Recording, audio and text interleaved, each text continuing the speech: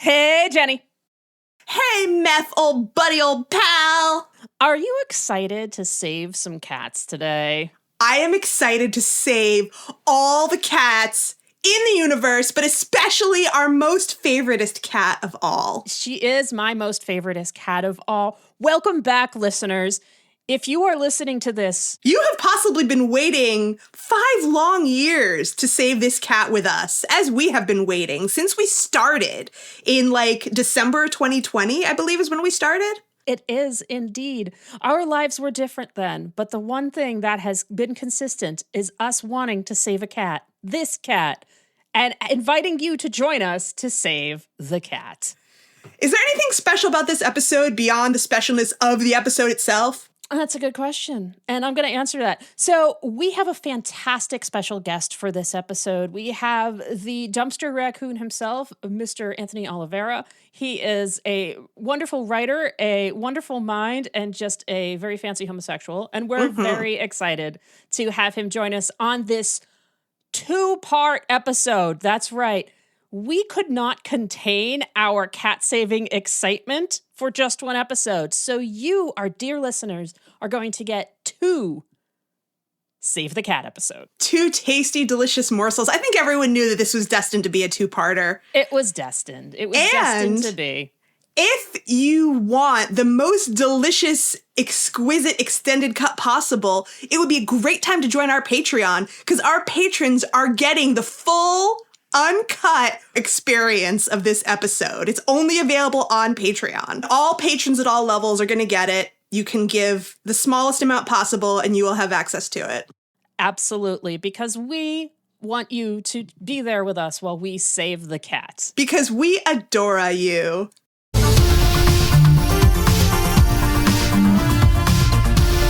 Hey folks, and welcome to Hey Adora, a queer shearer podcast. I am Force Captain Meth, they, them. And I'm Princess Jenny, she, her. Jenny. Yes, Meth? Hey, Jenny. Do you know how excited I am? You can't possibly be more excited than me. I think we are both as excited as we have ever been. I agree. So, my lovely friends that are listening and our new listeners. Yes, and if you're just tuning in now, you probably are jumping to right now because it's the most exciting episode you could possibly jump to. It is the most exciting episode that you can possibly jump to. But before we even talk about the episode, we are very excited to have a special guest. Say hi, special guest. Oh, hello. How's it going? Hi.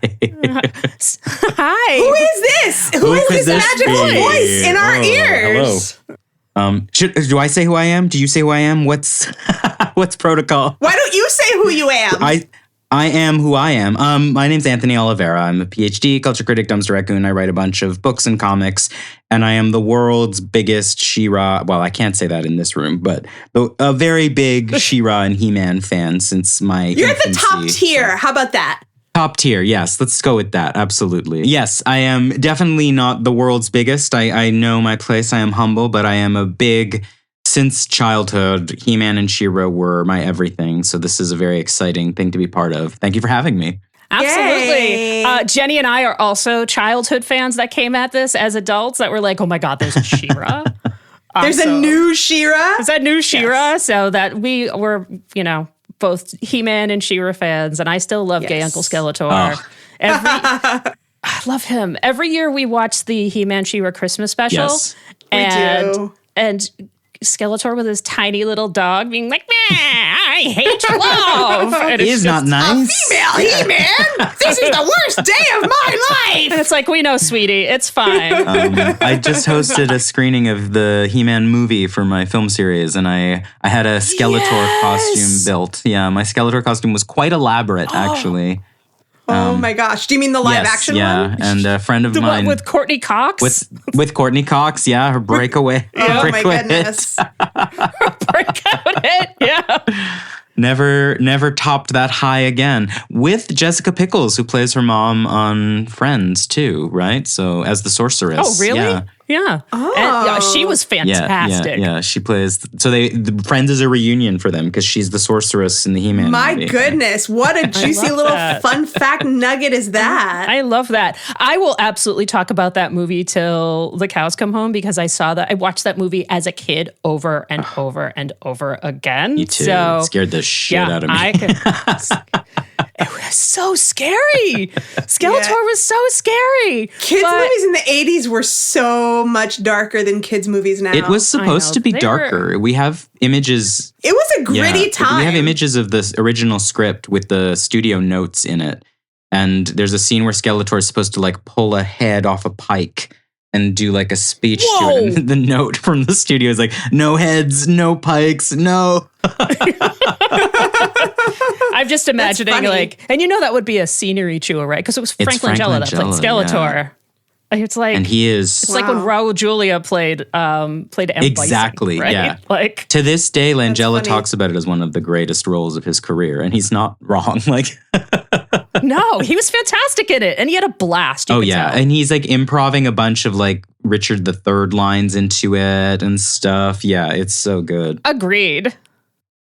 Shall we dive into space, the final frontier? I'm down. So we are here finally at this episode, season 5, episode 5. The episode is Save the Cat. Episode Save the Cat was written by Nate Stevenson, directed by Jen Bennett, with storyboards by Brendan Cloher, Morgan Hildebrand, Jasmine Goggins, the Regent of Catrador, Mickey Quinn, and Sharon Sun. And holy shit, guys, we're here. It's episode 5 by 5. It's episode 5 by 5. Everything is 5 by 5. Before we go into space, I do want to talk about the name of the episode. Yes, of course. So the name of the episode is Save the Cat. It's literal. Right, they're saving Catra. But it's also an industry inside joke.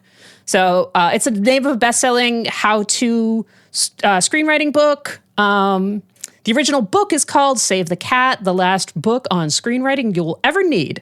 And it was written by Worst Screenplay Razzie Award winner Blake Snyder. I've got a copy of it right there, actually. Yeah? Well, did you know that in 1992, he won the worst screenplay for the classic film Stop or My Mom Will Shoot? Right. I did not know that. I didn't even know there was an award for worst screenplay. Yeah. Oh, there is. And it's a terrible movie. Listeners, do not ever watch that movie. It's terrible. I'm not familiar with that movie. He talks about why it's so bad actually in Save the Cat, if anyone's interested. Oh, good. Because he didn't save the cat, I guess. It's unforgivably terrible. Yes. But we'll get back to the book. So the book is a book that teaches screenwriters and other types of writing, because there are a whole bunch of other ones, like Save the Cat, the YA novel, Save the Cat, the novel, Save the Cat for TV, et cetera, et cetera. Save the Cat, the flamethrower. Yeah, exactly. The kids love this one. Exactly. Exactly. And it lays out the basic structure that takes the traditional 3-act kind of structure, utilizes the idea of the monomyth. Remember, we talk about Joseph Campbell and the hero cycle here a lot. And it breaks it out into incredibly specific beats, which are plot points that plot and emotional points, but with this, it's really plot points that every, film should hit at specific moments. And I mean, the page in which it should hit this beat. He kind of bases these beats on story types, not genre. So instead of it being an action, it's like, well, is this, two buddies, or is it the one he calls the Golden Fleece, or is it, they're all about dudes, right? Tropes. It's tropes. They're like meta tropes. Yeah. So, as Anthony said, Anthony has a copy. Which is not a recommendation, by the way. I was going to get into that. It's one of the best-selling screenwriting manuals of all time, and you see it everywhere. And I just want to emphasize that he wrote Stop or My Mom Will Shoot. So that might give you the idea of the quality of it. That's really ironic that the person who wrote, like, the worst movie of all time wrote the best-selling screenwriting guide. Isn't it, though? I feel like, if I'm remembering right, Stop or My Mom Will Shoot was like a trap built to capture Sylvester Stallone, if I'm not mistaken, by Arnold Schwarzenegger. It was. Is that right? It was. Yes, it was initially offered to Arnold, who turned it down because they knew he would give it to Stallone. Uh-huh. So it would kind of knock his career down because they were competing with each other. And Schwarzenegger is a more Machiavellian figure than I think people realize. And he knew if he pretended to be interested in it, Stallone would try to get it. And that's how Schwarzenegger put a stick into the spokes of Sylvester Stallone's career. Yeah. I mean, it's Sylvester Stallone What a dick. and Estelle Getty. Amazing. I mean, Estelle Getty. Is she the mom? She is the my mom. mom will shoot? That will shoot. Again, it's a terrible film. Wow. But Save the Cat, the book itself, has been praised as an easy-to-follow book. It's great for helping folks kind of get their ideas out. And so this is very specific into Hollywood-ready spec scripts. But it's also been criticized by being the driving force behind every movie being exactly the same, because while it was kind of touted as this idea of It's a bit formulaic. it literally gives you the formula with the pages, right? He touted it's no, seriously, it's just a guy, and it's really just no, if you have to hit every single beat like it is in Save the Cat. And it's also implicitly sexist. So I was reading because all the characters are men. So yeah, pretty much. All the heroes are men. Yeah, I was reading an article on Slate when I was looking into it by the writer Peter Sunderman, and he says, Save the Cat doesn't go so far as to require that protagonists be men, but the book does tell aspiring screenwriters to stick to the stories about the young because that's, quote, the crowd that shows up to the movie. Following this advice to its logical conclusion means far more stories about young men, since that's who show up to the multiplex the most. It's not an accident that the chapter on creating a hero is called It's About a Guy Who, not It's About a Person Who.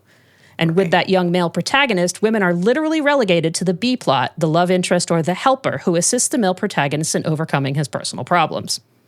So... And maybe if all the movies weren't about men, more women would show up to watch them. Right. So I might be being overly harsh about this, but... No, I don't think so. Well, writing these types of screenwriting guides and these writing guides and these structure guides, because I'm a huge story structure nerd. I love structure analysis, as everybody here. Really? On a pod? On a podcast, right? I went to the New School for playwriting. I'm a structural and post-structural person here. And I'm a big fan of archetypal themes, as everyone also knows. Jenny loves a good archetype. And so we love these types of ideas, but... Yeah. The book, which I have read, I love this. I have found it useful in as much as it's one of those things where you learn the rules to break them. And it definitely is it is the rules. For better or worse, it is how Hollywood makes its movies. Yeah. And in some ways I have found some of its principles, like when you're saying by this page, you have to have done this. I have been I'm spending too long to get to the inciting incident and thinking like that. Or the tip I always think about in the book is put the Pope in the pool, which is if you're doing boring exposition, have something happening in the scene that is more interesting than the exposition. So if the Pope is explaining what it means to be Pope, have him be swimming laps in the pool or something. Yeah. I mean, I know that. I know That's rules like that. one. I don't need to read this dumb book to know stuff like that. Sure.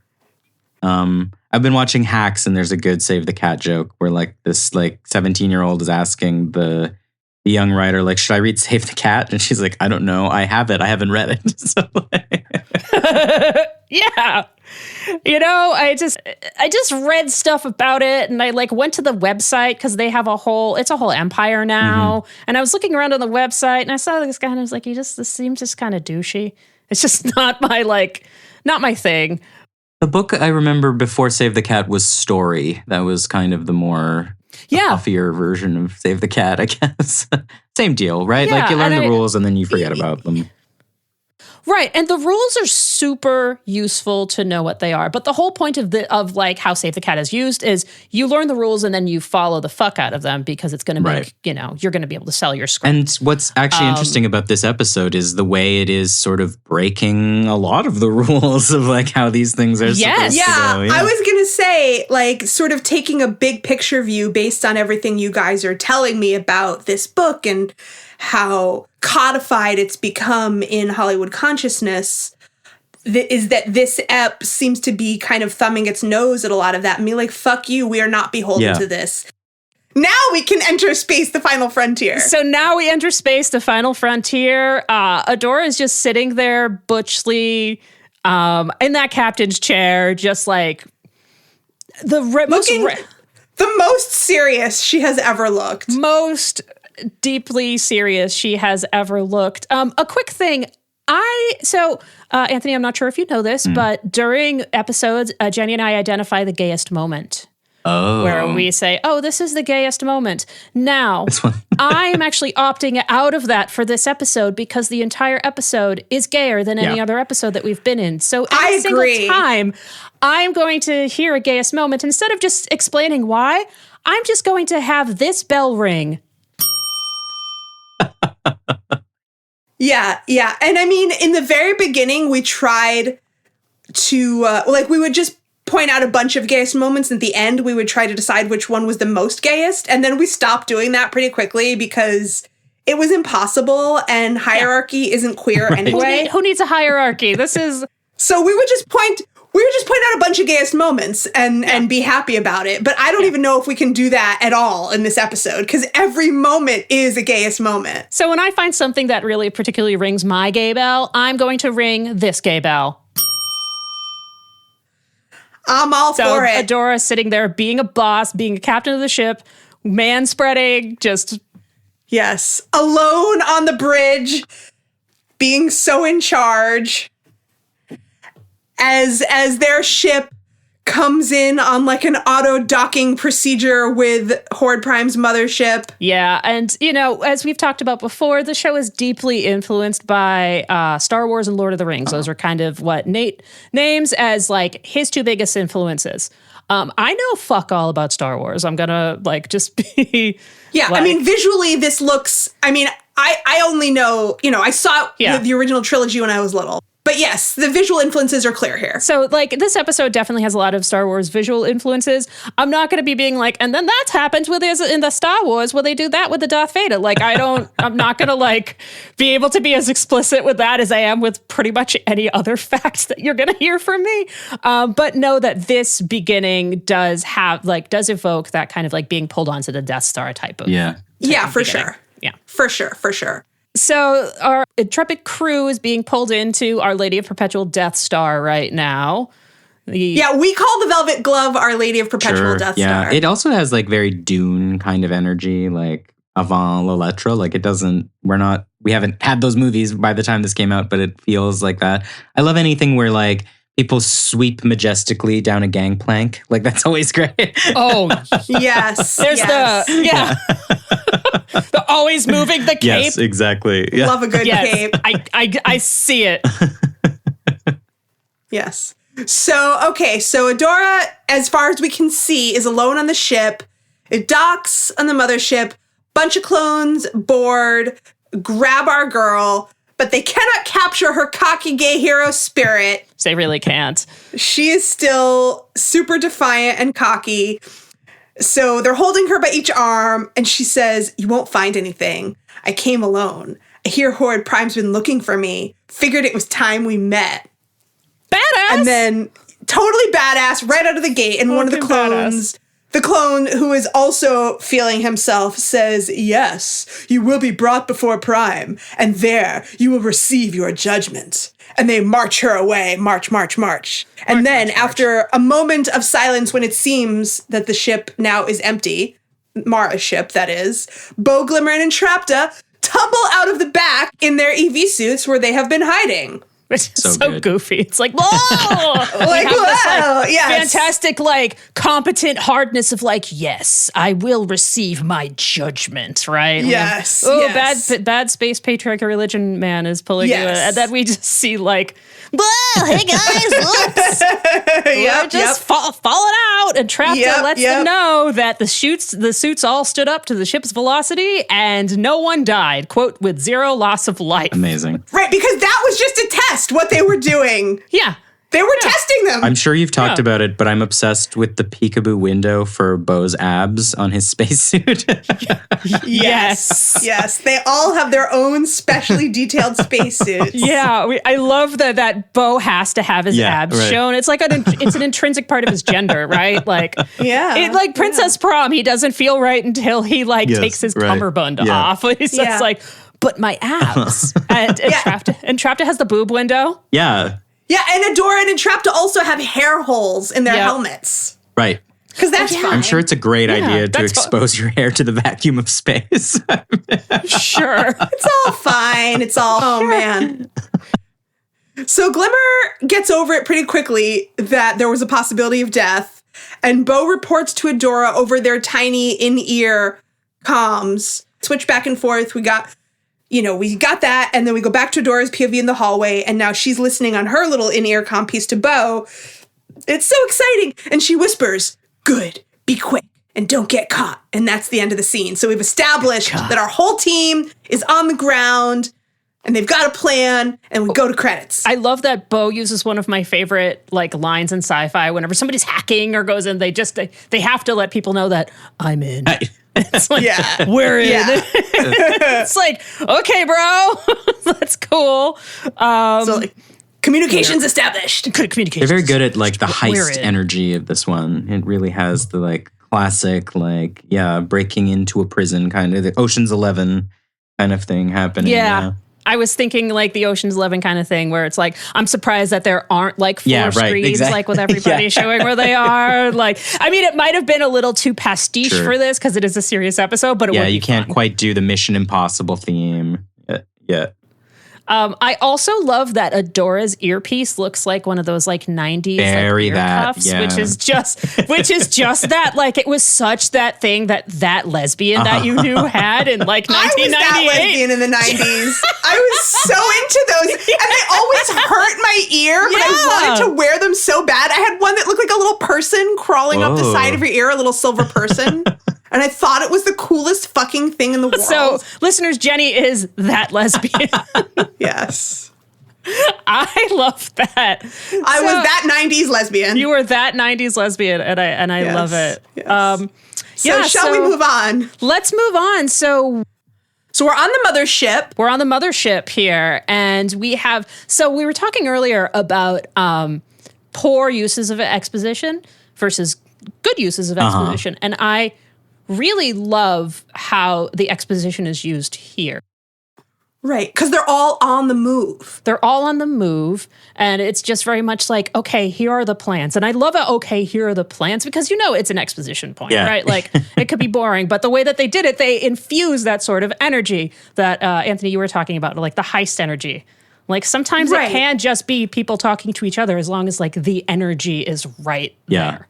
Right. And they have a tendency when they're heisting, they have a tendency to tell us the plans for the heist as they are doing it. That's from Save the Cat. As opposed to, and we've seen this before in Roll With It. And in other similar episodes where it's we hear them narrating, this is what we're going to do, as they're doing it. So Glimmer says she's going to find Catra, who they believe is in a holding cell. While elsewhere, Bo and Entrapta are going to hack into the ship's server and download any intel about Prime's weak points. And so, we see them doing it as they're discussing it. Yeah. And also, it's, it's nice. It's quick. It's quippy. It's not, block of text. It's pretty well done. And they do that pretty well in this series. Sometimes in the show where, we have, okay, Swiftwind, we get it. You're doing the exposition, and it's cute, but it's a block of Swiftwind talking. But this is so dynamic. Yeah. It's very dynamic. We're also immediately in media res, right? We're just it's just her in the badass chair. We don't have to do here's the plan. We're going to find out the plan as we're doing the plan. Very good. Yep. Yeah. Yeah, exactly. And so, yeah, so we're doing that. Also, we have some really good use of Entrapta as comic relief in this as well. We've talked in the past about how Entrapta is kind of poorly used as comic relief sometimes, especially when they try to hinge it on the neurodivergence that they portray for Entrapta. And when it's done poorly, it's almost offensive. Not almost. It is can offensive. be offensive. It can be offensive, yeah. But here, they're not kind of harping on Entrapta doesn't care about things because she only cares about her hyper focus. Like, the way that they have her doing this is, once again, it's dynamic. Like, Yes. you can tell that she has the ability to care about multiple things and is still, that's our access point. Mind if I take a few readings? Oh, okay. It's well. As long as we're here. Yeah, exactly. But then it's like, Bo just sort of, hooks his arm through her arm and he's like, nope, we're going this way. And she's like, okay, to the server room. Yeah, and so they sort of loop through where everyone is and what they're doing, and then they loop back to Adora. It's just, they're all talking, whispering in their little ear comms, and they go back to Adora. She's like, okay, everyone, just be careful. And then we're back with Adora, who is being escorted to a large archway with a force field, which goes to Prime's throne room. And then they dramatically, because all of the clones are little Primes, and so they're all as dramatic and emo as Big Papa Prime. And so they open the force field lock, and then one of them dramatically says to her, "You will go alone." Right. It's like, okay, baby Prime, we get it. You are just as emo as Papa. Right. You must cross the threshold and be there alone in order to meet with the Hierophant, right? Yeah, exactly. It's like, all right. Calm down, baby. So Calm down. I think now that we're in the throne room, Anthony, I'd love to hear you talk about the throne room. I love this set design so much. I think the conversation you were talking about is, so as you were saying, like, there is kind of a panopticon effect in here. We're basically in this like glittering white throne surrounded on all sides by what seems to be the Horde clones staring out of the dark at Horde Prime. And as soon as I saw it, I was like, oh my God, that's John Martin's illustration of Satan's throne from Paradise Lost. Like, this is, it's almost exact. If you type in John Martin Satan, you'll probably get the image. In the early scenes of Paradise Lost, we sort of begin after the fall. Actually, not unlike this episode. We sort of begin in media res with Satan having fallen. And he comes to consciousness on the burning lake, and he's like, "Oh fuck! Like we done goofed. We lost. Now what?" And he gives a speech to the demons. You done goofed. He gives a speech to the demons that like rallies the troops, and they use their demonic powers to build sort of a counter heaven, a city of demons. The Palace of Pandemonium is what it's called. And Milton gives us a long description of it, and it is kind of this Baroque hyperspace where the demons all assemble for a council about what to do next, with Satan on the central throne. And in Martin's illustration of it, it is this kind of like panopticon space, this like... yeah, I'm looking at it right now. It is fairly right? similar. Yeah, it's kind of wild. And to me, when I see this, I think of that, but I also think of, I don't know how Canadian this is, but like Reboot, the cartoon. Reboot had a virus. Yeah, well, Reboot had a virus. It was like a big, I think Animation heads, which I suspect the creators of this show have seen it. There's a virus villain on Reboot named Damon, who is inspired by the Anna Kournikova virus of the 90s. And she has the same vibe as Horde Prime, where she's like this like airy-fairy kind of cult leader where it's like, I will bring you into my light.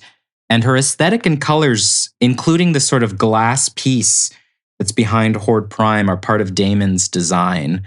So when I see this, I immediately am like, oh, like you literally split the difference of these two figures to create this kind of like... Horde Prime is specifically satanic in the Miltonian sense, in that like it is the arrogance of like, I must dominate all and I'm right to do so. that I really respond to. Like, this is such a great renovation of the original Filmation, where he's just like a Dr. Claw hand. Yes. Yeah. Which is simply because there was no toy, and they didn't want to pre-design it until they knew what the toy would look like. So we just see a hand. Yeah. And they've done such a cool job of like changing up and renovating what the Horde are all about on this cartoon. I really love it. Yeah. Awesome. I anytime somebody brings Milton into like a conversation, I know that's like your thing. I know you literally all the done time. like, let's talk about Milton, shall we? Yeah. That was a really great summation. Like, girl, I'm trying to get a burger. Like, It's my only move. It's the first date. Talk about Milton. Yeah, your move. that's actually true. I met my partner through my Paradise Lost Milton podcast. Now that I've said that, That's fantastic. yeah. So, yeah. I'm swooning about that a little bit. I'm not going to lie. Yeah. That's fantastic. Also, for listeners at home, you used a tiny smidge of Latin that people might not be familiar with when you talked about going into the throne room in medias res. That's one bit of Latin that I do know. It means in the middle of things, right? Yeah, we sort of arrive in this episode heist in progress. Yeah, so Right. similarly, Paradise Lost begins, as most epics do, in the middle of the action. Like we will find out how we got here later, but we start with war in progress or a heist in progress and stuff like that. Yeah. Yeah. I don't know much Latin. I never took Latin, but that is one bit of Latin I remember because Mr. Katimski said it to Ricky in My So-Called That's Life. correct. Yeah. Love that show. So I remembered it forever. Later on in the episode, you're going to see where I spent an hour trying to find the proper declension for a specific word. So, I know when that's coming. We'll get to I'm not going that. to spoil it for you, but I definitely took my 1 year of Latin that I learned in high school. Listeners from very early on know that as a younger person, I aspired to be a classicist. We talked about Sparta. In many ways, you are. But I classicist. took a year of Latin in high school, and I was like, oh, this is way too hard. I'm just going to write Xena fanfic instead. So, but I still have my my copy of the Greek myths. I have my Robert Graves version, which is the pseudo intellectual one. Were you using the Cambridge Latin? Then, the Cambridge Latin book where it's like Grumio and like Caecilius Estin, whatever. No? Yeah, never mind. I don't remember. I was 14 years old, and I just remember Agricola et Pueri via Rome, and I'm like, that's all I remember. And then I do remember that my final, I literally did just write Xena fanfic and then change the names a little bit. So I got an A. Yeah, I got an A. In this part, when we approach Horde Prime, I got shades. I think I said it earlier. I got shades of the Hierophant card in the tarot. Great. Because I mean, he is presented as the Hierophant. So the Hierophant is the 5th card in the Major Arcana, and it's the Pope. Like, that's what Hierophant is. It's the Pope. So and in this particular thing, when we walk up, we see Horde Prime being tended to by two of his clones. In the Hierophant, the Hierophant is the Pope is in the Pope chair, has the Pope staff, it's the cross, and has the crown with the 3 nails signifying the crucifixion of Jesus, has the keys of wisdom at his feet. And on either side at his feet are 2 priests, and he is sitting in between 2 columns. But I was really struck by how this is kind of a subversion of it visually, but not too much of one. Like, we don't have it. It's not a 1-to-1, but we do kind of have Horde Prime's kind of crown of white guy dreads. Yeah, I mean, it definitely sounds like there's a nod there, at least. There's definitely a nod. And also the Hierophant card is the card of masculine, like the idea of the masculine organized spirituality, with the negative aspects of it being on order and hierarchy and obedience. Yeah. And so we have that, he's sitting on his throne, surrounded by his most devoted. Prime sees all, Prime knows all, forever and ever, amen. Yeah, and there's creepy space church music playing, the Gregorian chants. Yeah, they're playing the creepy Gregorian chant music. Yeah. Yeah, the score in this episode is so on point. It's fucking fantastic, yeah. It's really doing a lot of heavy lifting. There's a little bit of Borg Queen about him here, too. Like, the kind of like... Right, because he's all plugged in and shit. Yeah, there's like... And like the way we sort of start to see that he can just kind of... In the same way the Borg Queen has, where it's like, there is a Borg Queen, but she's kind of replaceable with a new Borg Queen, but they're always the same Borg Queen. Like, well, yeah, it's like all the others are clones, and the Borg Queen / Horde Prime is the only one that has real personhood. yeah. But also he talks about and like the body is... Ultimately, the body is disposable, but the consciousness of the Borg Queen is always the consciousness of the Borg Queen. Yeah, there's... And the same with Horde Prime. Yeah. And, you know, he makes his little speech... Not right at this moment, but later on about how, you know, when one form fails, I simply elect another. I'm going to get to that. But basically, it's like his consciousness is the only real personhood. And everyone else is just a disposable body. Yeah, exactly. Yeah. Yeah, I didn't think about that, but that's a really good connection.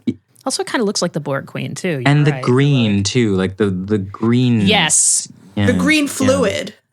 Yeah. Yeah. But so let's stay in this moment and just get through it. Yeah. Because in this moment, so here's Horde Prime. You've done a beautiful job setting up how he is, you know, in his whole, hello, worship me, I'm everything. But so Adora marches right up there, 100% guts, but she still has that one bead of sweat that's been there since she got off the ship. Sweat, yes. That's the only thing that is messing up her game face. But she still calls him out. My note here is that she is calm but Dom. And she just says, Prime. My favorite. I love a calm Dom. And he looks over, cocky as ever. And I wrote that he's all hooked up to his too rich to die chemical tubes. and he replies in his smug bitch voice, Adora. So that's their whole conversation. Yeah. She says Prime. He says Adora. And that's it. That's the whole scene. That's all we get. It's just like. And then we go back over to Glimmer in the hallway. Yeah, so Glimmer is standing at a hallway juncture, and she's kind of freaking out because she's not sure which way to go. They both look the same. And it feels like she's having a little bit of a PTSD reaction to being back in this place where she was very recently traumatized. Yeah. You know, like she's having a little panic attack. Her breathing's getting faster. Her eyes are darting all around. But then Bo's voice comes over her little earpiece asking if she's okay. And it seems like just by the person that she loves most asking if she's okay makes her feel more okay. And it's very sweet. Yeah. Also, the last time she was here, she was kind of aware that she fucked things up with Bo. So having... Yeah, and she was feeling very isolated. And she was very alone. And so, you know, being in this space and hearing the voice of the person that she felt the most guilty about, asking if she was okay. Like exactly. And now she's feeling connected again. And she was feeling very disconnected the last time she was super here. Disconnected. Yeah. So they both promise each other to be careful. So cute. And love then them. We transition through that conversation over to Bo and Entrapta's POV. Wackiness ensues. Yes, Entrapta lets us know they're still having trouble finding the server room because this place is really big and empty, and she has her little joke, where are the vents? How does anyone get around in this place? Because we know from previous episodes that Entrapta prefers to travel by vent. Yeah, she doesn't truck with that walking nonsense. It's not right out in the open in hallways. No, just Spider-Manning through the vents. Yes, but Bo sees a couple clones and they have to sneakily sneak away into another mystery room. And it turns out to be a room that I am calling the cloning room. Because they are surrounded by clones and clone goo. Clone goo? Yeah, like pools, a big green pool of clone goo. It's like DNA material or whatever. It's like LCL from Evangelion. Yeah, for sure. Yeah, totally that. Yeah. From what is it? It's amniotic fluid is essentially what it's like. Yeah. The symbol of it is in Evangelion, but also God. In Neon Genesis Evangelion. It's also God.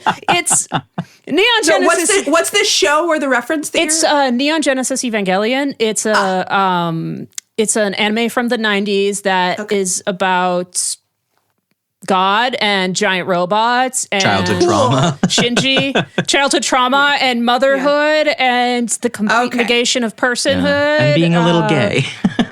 And being a little gay. Being a little gay. Yeah. Lovely. Oh, just a wee homosexual. Yeah. That's all. that sounds wonderful. Yeah. Oh, I don't know if wonderful is the way that I would describe It sounds interesting. How about that? It sounds interesting. Yes. Yeah. Interesting and intense and fantastic, but there's no whimsy in this show.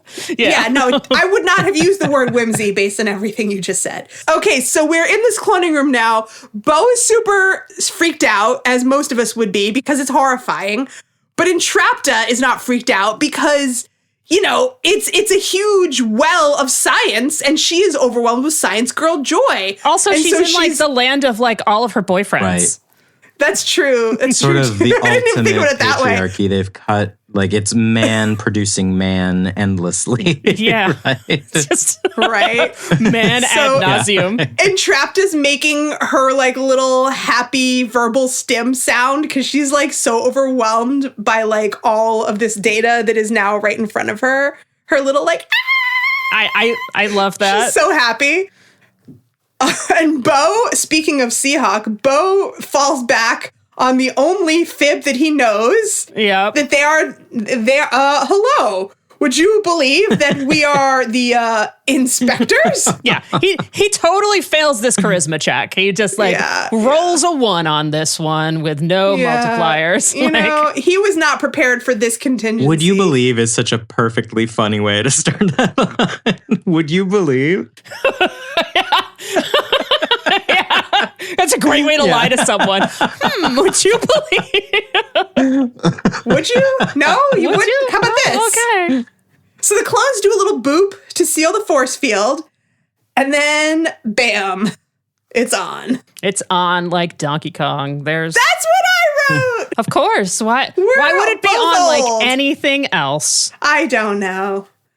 So we hear this battle commencing, and then we transition back to Adora, who also hears it through her little earpiece, but she cannot react. Oh, it's excruciating. Stakes are rising. But she uses yes. So in Save the Cat, this would be page 6. The stakes. Yeah. Yes. So now we're back in the throne room. We're back in the throne room, and we have Adora's resolute fist. We love Adora's resolute fist. Just clenching. It's betraying the beads of sweat we saw in the previous shot, but she's got this. She's going to let Prime know that this is how it's going to go. Yes. As Prime lazily swivels around in his seat to face her, and he says, "Forgive my unseemly state. It is a tedious task, but a necessary one to maintain this vessel," meaning his body, referring to all this insane shit he's done to prolong his life times infinity. And Adora just stares at him. And then she says the thing that she's obviously practiced a bunch of times. Like in the mirror, like, okay, here's what I'm going to say to Prime. I'm going to be terrified. Right. Yeah, so she's super serious. She says, "This is how it's going to go. We're going to make a deal. You're going to give me Catra, and then you're going to let me leave again, free and clear. I have something you want, a weapon that only She-Ra can activate, the Heart of Etheria. And if you don't do what I say, then I'll use it and destroy you and your empire for good."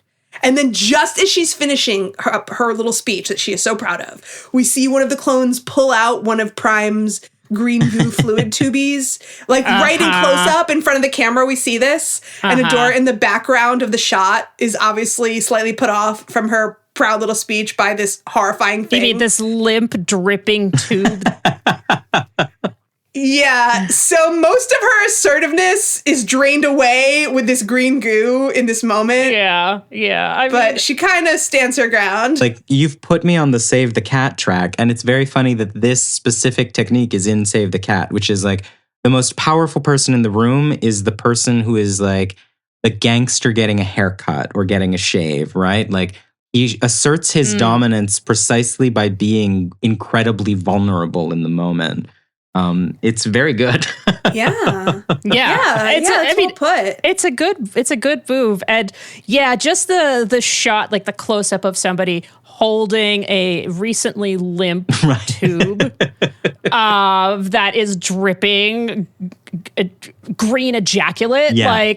After he has this like stance, it just further kind of graphically like pins this as like this is like the hypermasculine techno-biological cathedral of evil, and he's sitting on his pope chair, like it's like he's just like, oh yeah, well, it's like they're in LA and he's getting a colonic and he's got his attendants and you know he's just getting his, again, too rich to die rich guy treatments, and his attendants are all just flocked around him and he's just chilling because he doesn't even have to stand up to assert his dominance. Yeah. And in fact, he does the other thing that asserts dominance, which is he starts laughing at Adora.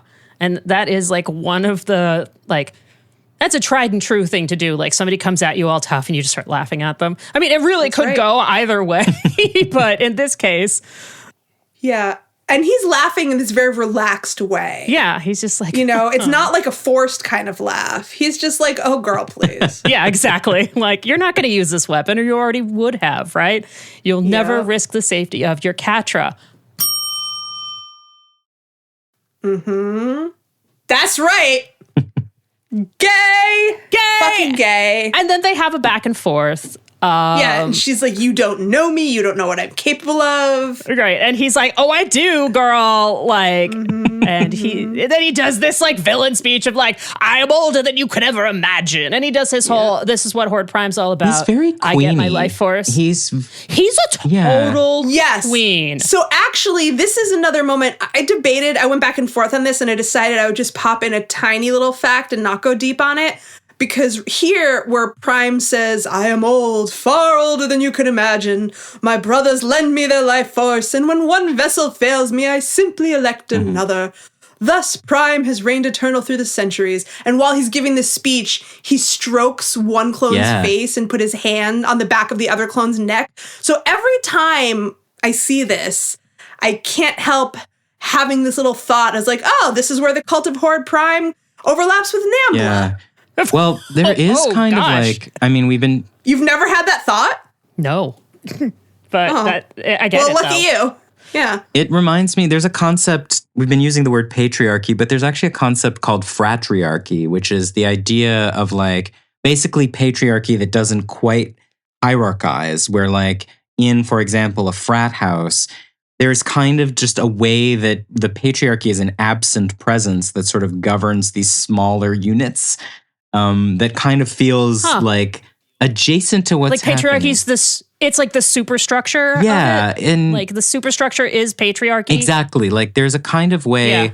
Like there's a way to imagine a Horde Prime who's very different than this. There's a way to imagine a Horde Prime who is kind of like the macho gangster, and instead we're getting a quite effete. Like when you invoke the Hierophant, that feels right? Like there is a kind of like. Up to and including like the church abuse element of it, right? Like this sort of like, there's a way that it presents as a very ordered thing, and there's a vibe of weird sex stuff happening that's just out of frame. Yeah. Right, that's why I thought of Nambla. Like there is a sexual overtone in the way that he handles his clones. Yeah. Some of the time, and very much in this moment. So I didn't really want to get into Nambla. I'm certainly not going to do a deep dive. That I don't want to give them our time, but I feel like I at least have to tell people what it stands for, because I'm sure a lot of our younger listeners have never heard of Nambla, which is for the best. Nambla stands for North American Man-Boy Love Association. It was never more than a tiny extremist faction group. It was never mainstream. But, you know, it's like, hey, pedophiles exist in the queer community too, and we would like recognition, and we would like to be part of the queer community. So obviously that never happened. They were never part of the mainstream queer community. But some people supported them. And one person who I was surprised to read that actually was like an official affiliated member of Nambla was Allen Ginsberg.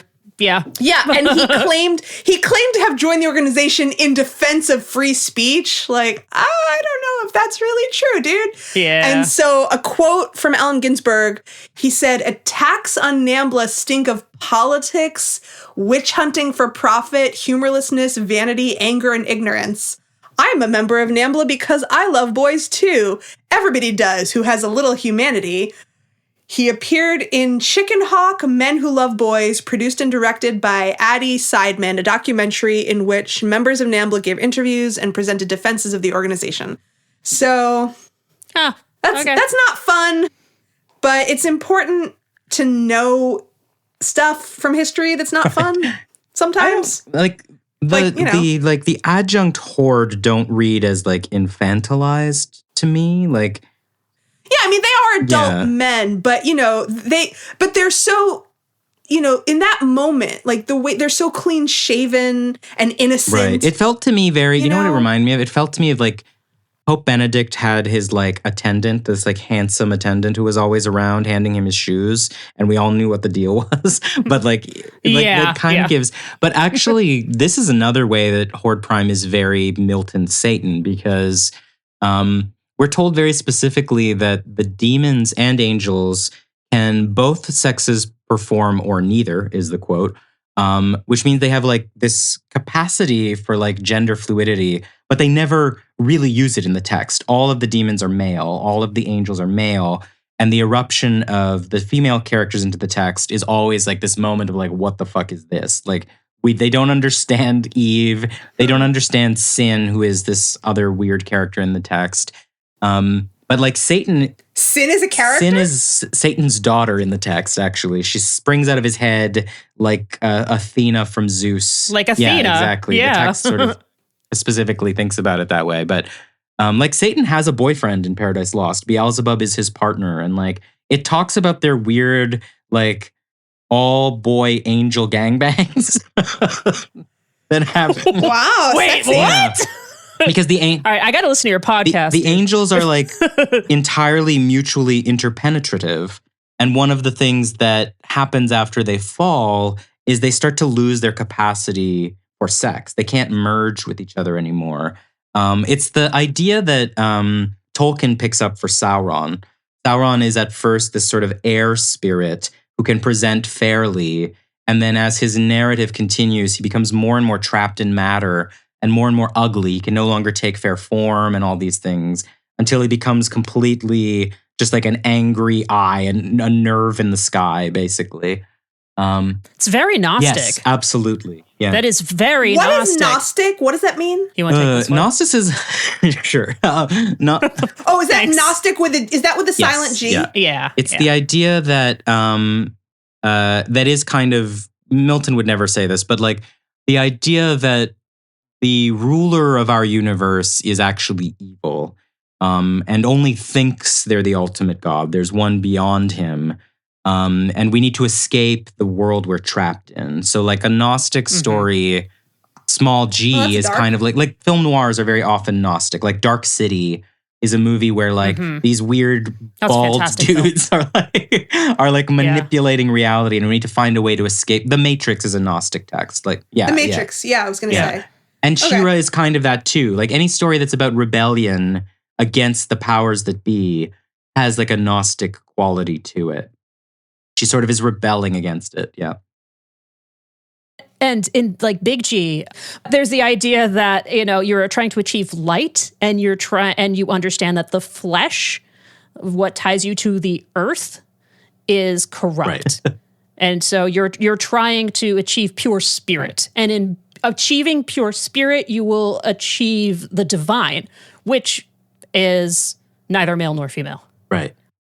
So after telling Adora how he's reigned eternal through the centuries, blah, blah, blah, while discussing himself in the third person, which is a very attractive quality, of course. Absolutely. He then drops on Adora, that he knows that she's a first one. He says, there's something so familiar about you, blah, blah, blah. Face I've not seen for 1,000 years. Not since I faced your ancestors and crushed their once mighty empire beneath my heel.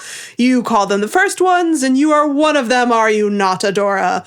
And so now all of Adora's bravado is 100% gonzo. Yeah, it's totally deflated. It's like, how did you know? Is it vibes? But he knows because Prime is omniscient, and Yeah. So now we hop back over to the cloning room with Bo and Entrapta. Bo is pulling out all his trick arrows. Net arrow, explodey arrow, boom, boom, boom. But there are, way too many of these guys for him to take down by himself. And Entrapta is sort of freaked out because she's not sure how to help. Yeah. But then she looks over and sees one particular clone, an inactive clone. He's plugged into his little pod. And for whatever reason, she decides that this one clone is probably Hordak. There's no reason, right? I felt like I missed There's something. no reason. Okay, yeah. There's absolutely no reason. There's nothing distinguishing him. I have a reason. Oh, really? Oh, what?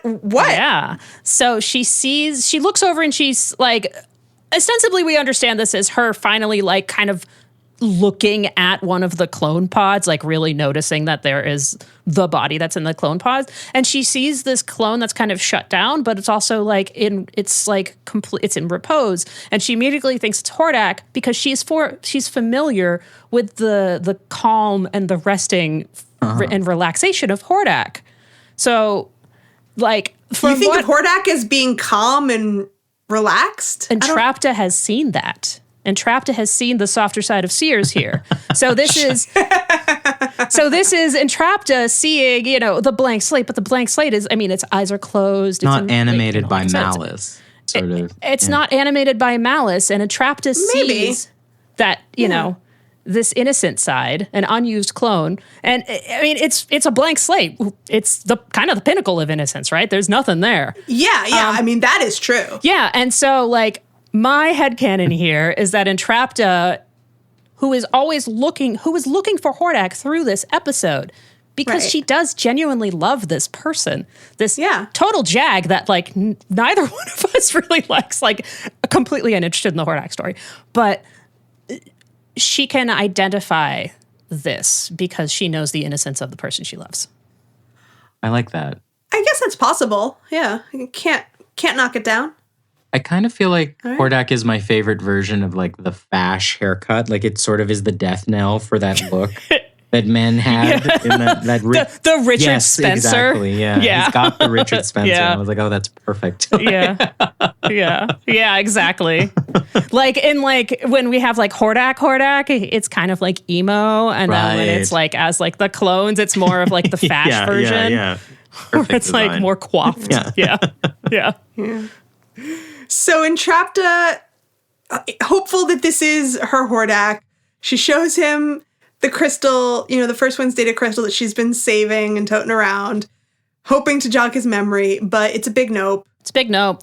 And they have one great moment of pure potential where they're staring silently into each other's eyes. Mm-hmm. And then he starts screaming that she's trespassing. Prime will hear of this. Yeah. Blah, blah, blah. Bo zaps him.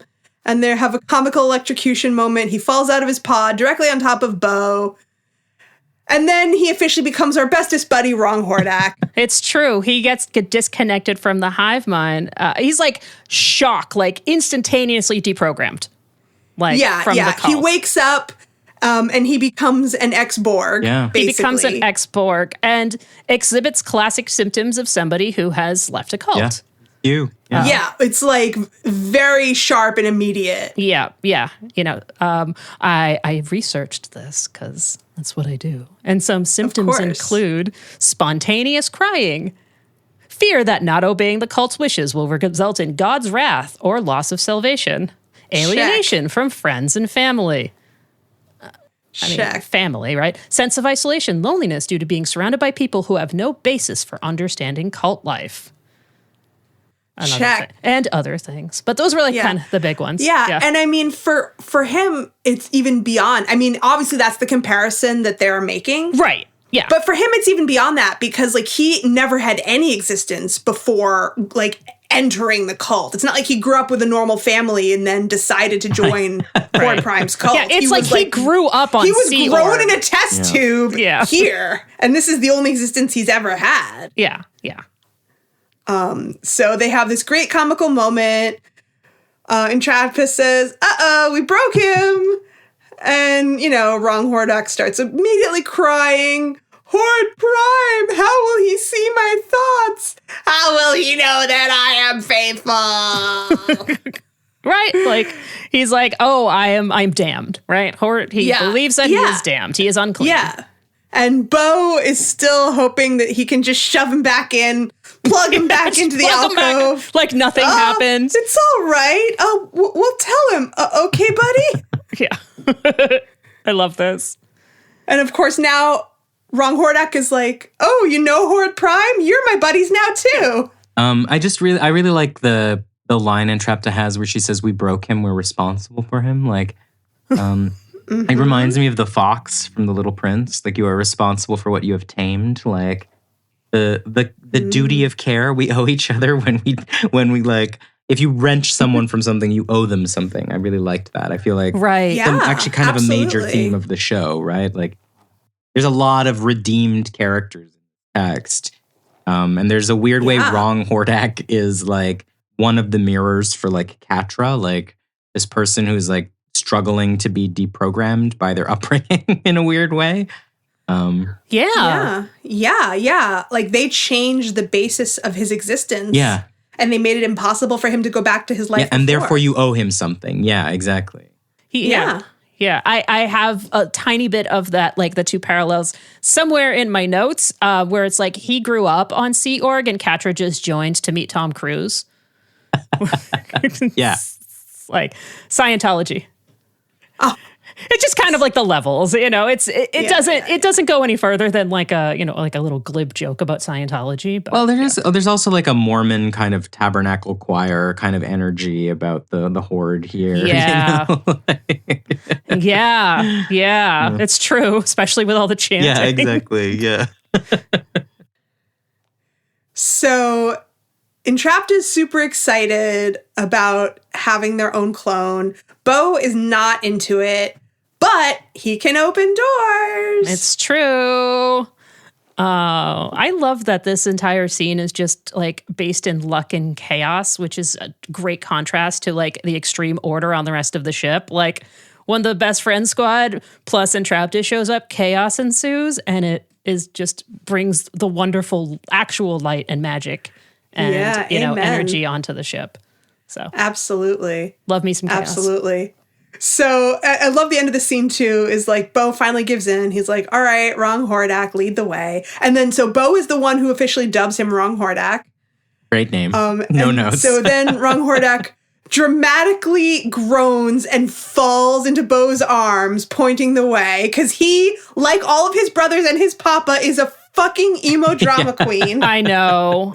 And Bo is like, all right, you could just groan and point and I'll keep dragging you. That works too. Yeah. There's a major family resemblance there. There definitely is. It's like they clone the queeniness. Yes. He also knows, he sees those abs and is immediately like, I'm swooning this way. Yes, exactly. Yeah. Which other way would you swoon? Yeah. Swoon into the abs. So now we boot back over to Glimmer. Yeah, who is having a moment. Yeah, she finds this cell, but it's empty. It's empty. And she's like, what do we do? Catra's not here. And the radio is just radio silence. Like literal radio it's silence. Gone to static now. Yeah. Static is worse than silence because now you know it's broke. Silence, yeah. It's like, now you know it done broke. Yeah, so plans are starting to fall apart. She's like, Bo, Entrapta, Adora, and nobody's answering. And that's another, there's so many great cuts, both visually and auditorily in this episode. Yeah, they're fantastic so her last thing, she tries to reach each of them. Her last line is Adora, and then we flip over to Adora. To where Horde Prime is still enjoying the sound of his own voice very much. Yeah, and I love the storyboards for this because we have Prime looming over her in the foreground, and he's already huge, but it makes him bigger, right? Because that's how perspective works and more imposing. But the frame is askew, so it's a little tilted. It's like a little tilted to the right. So it's it's also another camera trick. Like whenever the camera gets a little tilty, you know that anxiety is afoot. It's the anxiety and the uncertainty that it's dizzying. It's probably most famous in Batman the 66 with Adam West, where anytime a villain is in frame, the camera is tilted. It's a little tilted, yeah. That's true. Yeah, it's that they can't resist that joke on that show. It's great. But we also have Horde Prime doing, one of our absolute favorite tropes is, the evil that tells the truth, right? He's not lying here. That's right. He's telling the truth. So he's telling the truth for his own purpose, right? It's not truth for the sake of truth. But right. It's often, I know we've talked about this before with Shadow Weaver as well. It's like evil. And I feel a lot of, it's an easy comparison with Magneto. It's like evil tells the truth, and the conclusions they come to about what we should do about it are not great. He says to her, that race of tyrants abandoned you on a forgotten planet in a shadow dimension. They made you their weapon, their She-Ra. And then I have in parentheses, it's you, Adora. He's talking about you. And then Adora has another super badass line. You want to take it, Meth? Yeah, and Adora says, I don't fight for the first ones. I fight for my home, myself, and my friends. Now, for the last time, where is Catra? And then every single inch of my heart just dies. Just cronk, because then we hear Catra, it says fearfully, but it's fearfully kind of whimpering off screen. Adora? Yeah, we hear her normal voice just one time from off screen, but we don't see her. And then and she does sound very scared. And we have everyone looking around, what the fuck? What? It's like, where is she? Where is she? Where is she? And Adora also has the same reaction that we have. It's like, what the fuck? Where is she? And then we have Horde Prime saying, you're Catra. And then at this point, because as you pointed out, Horde Prime has been looming over her so far. Yes. And at this point, he returns to his throne. Yep. Because he's a smug fucking bitch. He's a smug fucking bitch. Yeah. And so now he sits down and he says, of course, you're Catra. She hoped you would come for her. Poor thing. So all I had to do was wait. As she would have said, you are so very predictable. And then he looks past Adora and says, come here, child. So, in the original script, there's a little bit more back and forth here. So, in November of 2020, Nate posted a link to the original script of Save the Cat. And there are a couple of differences. It's mostly cuts. But this particular scene is a little bit longer and has some gayer shit in it. So it's great. More gay shit? Let's hear it. More gay shit. So Horde Prime says, of course, you're Catra, and then says, bitter enemies, and yet the two of you can never seem to stay away from each other, can you? And then we have Catra yelling off screen, and then Horde Prime comes back and says, you used to talk of ruling the world together, up on that little spot on the roof that only you knew about. Yeah. But also a disgusting violation, right? He's accessed her memories, right? That's the implication. Complete violation. Yeah. Oh, and there's more here. So it says, then you left, you broke her heart. You always wanted more, but all she ever wanted was you. And Adora says, how do you know that? Why would she tell you that? And then Prime says, she did not tell me willingly. Oh. So it's like, but also yeah, gay. Of course. It's course. You on your little spot up on the roof where you with Canoodle, you broke her heart and all she ever wanted was you. And it's like, oh, Jesus. So when asked, why didn't you leave that in? Because it's, beautiful nuggets of gay. Nate actually said, well, we took it out because we felt you broke my heart was more impactful coming from Catra. Yeah, that's what I was going to say. Trim it down and keep it simple. It's redundant. It's also it's a bit too ugly, I think, at a script level. Have the reveal of so much naked emotion come from your villain instead. You're kind of robbing the character of something. Yeah. I like the idea of having the character sort of reveal he's stolen so much of her mind, but it's too much of a beat to go all the way with it. Right. Yeah, I agree. It is stealing the impact from the conversation that's between Catra and Adora. Right. I do like the idea of the Boar Queen having to be you are gay. I mean, that's he's done this before too. He's like, yes, you're a Dora. Yeah. You know, like talking about how like she essentially just has like a turned on, like, you know, physiological response whenever That's she's right. like he saw her dilated heart rate, right? Yeah, see, those little details are perfect. Like, he knows that shit. He's like, you gay. Yeah. It's kind of that Adora means something to you because you gay. They did that with the Iceman in the comics. Like Jean Grey is like, Bobby, you're gay, and a lot of fans got very mad about it. but there is something. Yeah, I mean, because you can't tell someone that they're gay. Well, I mean, I think of all people, Jean Grey can. Right. Yes. Yeah. I mean, you can, but you shouldn't. I had one summer in high school, I did a summer program where I was in a dorm with a bunch of other high school students in a college setting. And so I was with all these people that I only knew for one summer. And there was one other gay kid there with me, but he had not realized he was gay yet. We're still friends. This was, 25 years ago. But so I knew he was gay because I am fucking gay. But I wasn't going to say to him, like, hey, friend, you know you're gay, right? Because I am not an idiot and I know that people have to come out when they are ready. But so a lot of other people in the dorm, heterosexual people who were stupid, would come to me and be like, hey, Jen, can we tell so-and-so that he's gay? Because we all realize that he's gay. And I had to say to them, no, you can't do that. Just keep your fucking mouth shut. Yeah. Don't do that. And they would be like, why? We're not mad about it. We just want to help him. And it's like, no, you don't. You just want to stir drama. Please, you're asking me my opinion and I am telling you as your resident official gay advisor, don't do that. Official homosexual. You had a sash that said official homosexual. Yeah, I mean, oh my God. It was exhausting. I even had people, and it's one of the situations where it's like, I was the local scholarship kid. Everyone else there was super rich and came from wealthy elites far away. And so, like, I was the first gay person they'd ever met. I was the first Jewish person they'd ever met. A couple of people came to me and told me that they were writing their college essays about me. But so, like, it's a lot of pressure. And so they'd ask me my advice as their official gay friend. But if they didn't like what I told them, they're like, oh, but. And it's like, listen, dude, you asked me. I'm telling you. I'm telling you. Listen, you wanted the official gay knowledge. I'm giving you the official gay byline. If you could.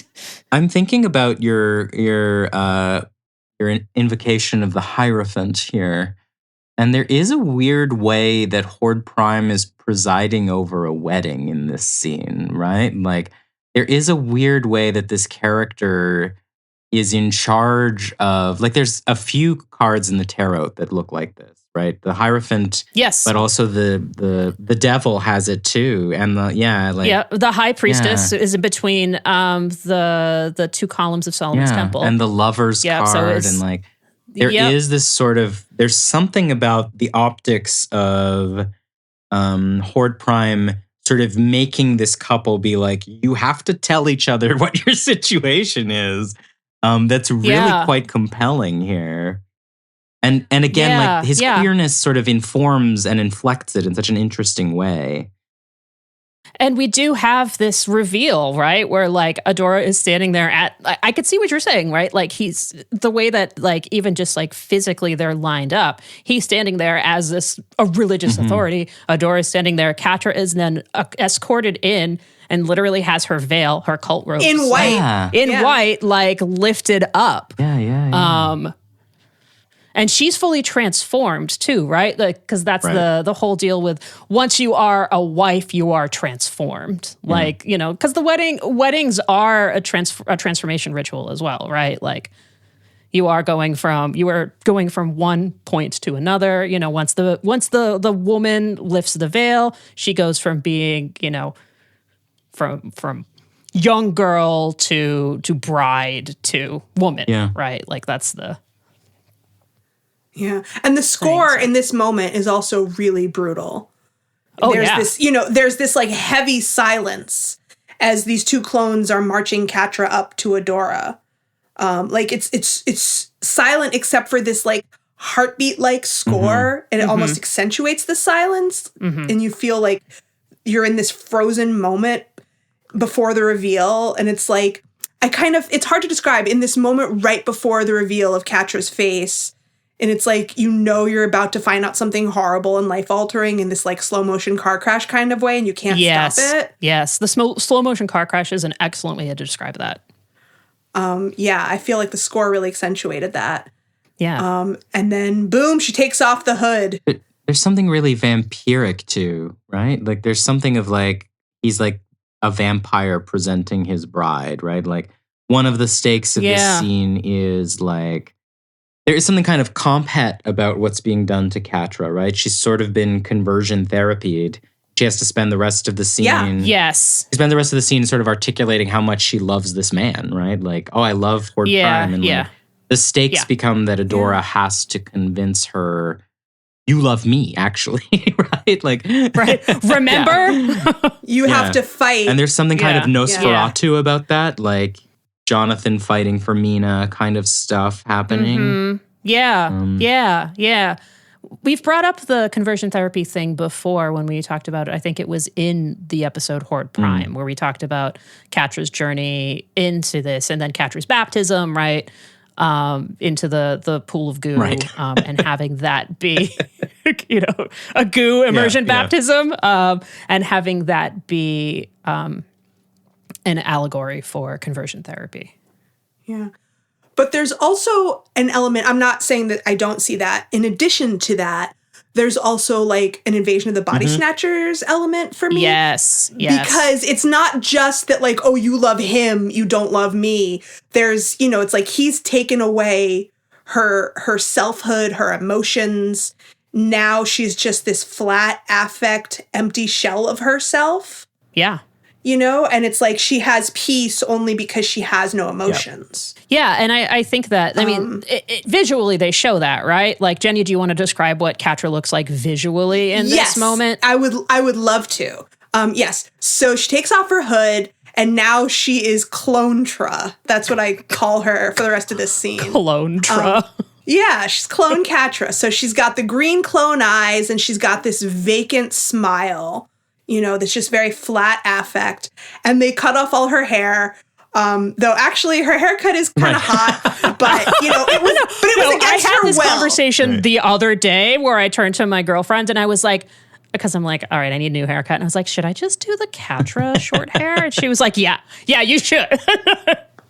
Yeah, like it looks great. But we know that it was against her will, so that is not cool. So overall, she just has this completely flat affect. Her voice is emotionless. She has this smile, but it's not like a genuine smile. It's like a programmed robot smile. Yeah, it's an empty grin. It's very flat. It's very empty. Yeah. So everything, it's like Stepford Wives. Yep. Yes. Yeah. It's like she's been replaced with a clone, robot, pod person version of herself. Yes. And I don't know if I've ever mentioned this on the pod before. Everyone knows I love horror movies. To genuinely scare me, it's an incredibly high bar. But one of the only movies that ever actually scared me was Invasion of the Body Snatchers. I saw it with my mom when I was like 5 or 6. One? And, the original black and white Invasion of the Body Snatchers. So obviously there's no blood and guts. There's nothing graphic. But just conceptually, the only stuff that's ever freaked me out is like existential. The idea that you could go to sleep and when you wake up, you're not you anymore. You're just this flat, zombified pod person version of yourself. That terrified me. Yeah. And I already had sleep issues. You already had sleep issues. Yeah. You've talked about that. I'm really excited to hear about you talk about Invasion of the Body Snatchers when we get back on Etheria. Yeah. So this moment, though, the idea that, Adora has lost Catra to this pod version of herself and that Catra's struggle through the rest of this episode, she's fighting for herself. It's not even that she's fighting to get back to Adora. She's fighting to get back to herself. That is really powerful for me. Yeah. I also wanted to mention that her hair is cut, but it's also tamed. It's slicked back. And we don't see her hair move until she starts to move out of being Clone Catra. That's right. That's a really good point. Because hair, hair is just one of them things that people use in the arts, right? It's like one of the first things you learn when you're learning about like creating anything is like, and hair is symbolic. Absolutely. Hair represents ideas growing out of your head. Oh, right. Archetypally. Yeah. And also, sexuality and all manner of things, right? All manner of hair things. be symbolic. And, we know this with Adora. Whenever Adora's ponytail is off, she's a wreck. Uh-huh. Right? That's right. I mean, Horde Prime has we the see most later. like over-signified hair imaginable, right? Like his like Yeah. His hair isn't even really exactly. hair. He's pretending to have hair. Yeah. He has these awful like white guy dreads that symbolize like his capacity to be powerful, and he immediately cuts all hers off, right? Like, Yeah. Exactly. Yep. And it takes, So yeah, and we, throughout the series, we have Catra with the wild, like Tina Turner Thunderdome hair, right? And it's her, like it's wild, it's uncontrollable, like, there are even scenes where like Shadow Weaver like kind of like plays with her hair in a way where she's trying to like put it back into place. That's right. Catra cannot be contained, nor can Catra's hair. Here we have Catra being contained, like Catra's hair is contained in like, but it's not Catra. So That's right. And so Adora's face in this moment with the reveal is like all of our faces. She looks. I'm making the face right now. Yeah, she looks the most horrified that she could possibly look. Like this is the most fucked up thing that could ever happen. Yeah. To anyone ever. Yeah, exactly. And it kind of is. Yeah, and we're all right there with her. We are all right there. Like Adora's face is all of our faces. Yeah. So we leave her in that moment, and we boop back on over to our buddies, Bo, Entrapta, and Wrong Hordak. Aww. And this is a fun little short scene, because Bo asks Ron Hordak, like, do you know yet where the server room is? Are we getting close, buddy? And Ron Hordak kind of looks around, and then he starts crying again dramatically and begs Bo's forgiveness. He says, "Forgive me, brother. The ship is designed so that it may only be navigated by one who has access to the hive mind." And then he starts to sob as he drops to his knees with his hands on Bo's shoulders and says, "And I have been cut off." Yeah, it's like, okay, so he can open doors, but he doesn't really know where shit is anymore. All right. And again, like, drama queen. I don't know who this Yeah, and, actor like- is, but he's excellent at. He's excellent at. It's the same actor who does Hordak, Wrong Hordak, and Horde Yeah. Prime. I think his name is Kevin something. His name is Keston John. Just Keston like, John, that's And right. he plays, he's awesome. He's a voiceover actor. And he was also on The Good Place. He played Chidi's best friend. Oh, my yeah. goodness. Okay. Yeah. Yeah, you always know even like which of the 3 non-Horde Prime Hordaks it is. Like we know if it's a generic he's one, we know if it's fantastic. wrong, and we know if it's Hordak, right? Yeah. Like And of course, he does all the Yeah. clones, too. Yeah. Yeah. I mean, he really got to do a lot on this show, a lot of diverse roles with this one basic character that is a And bunch it's of different tricky because like characters. with Horde Prime, you're dealing with such a like arch, like Shakespearean moment, and you would think it would undercut it if I heard that same voice wailing like a child, but it absolutely worked. Yeah. Yeah. I mean, he really manages to make you forget that it's the same voice. Exactly. Yeah, he does. Yeah, but the last little tidbit at the end of that scene that I almost forgot to mention is that Bo gets on the comm to tell Adora that they found the server room, but he discovers, as Glimmer did, that their comms are fucked and that they are now out of communication with each other. Yeah, so they're fucked. So they're gonna have to wing it. They're going to have to wing it, and now we go back to Horde Prime's throne room, and all of our hearts get ripped out, just slowly. It's like the vultures slowly gnawing at our livers, right? Yes, that's exactly what it's like. Adora screaming at him, "What did you do to her?" As Catra is kneeling down in front of Prime in worship. Yeah, she It's is super fucked. She prostrates herself in front of her lord, not prostate. Definitely not that. And we've talked about this before in the podcast earlier. We talked about it as being the complete act of submission, especially in a religious context. We all know that we all know what's going on. Yeah. And so Prime now, he takes her hand, and as she stands up, he says, I have made her anew. I saw her mind so ensnared in grief and rage and pain, and I brought her to the light. Isn't that right, little sister? And he touches the back of her neck like he's claiming her. So this scene visually, where he pulls her up from being from the ground, right? He lifts her up from her humble lower station, and there's this like, it's an adoration scene, right? Like this is the adoration of Horde Prime. Okay. So we have him lift her up from her lower station while the camera pans up. He has his right hand on her left shoulder and is holding her right hand with his left hand. And she looks up at, it's a pure adoration of the sublime is what I have written here.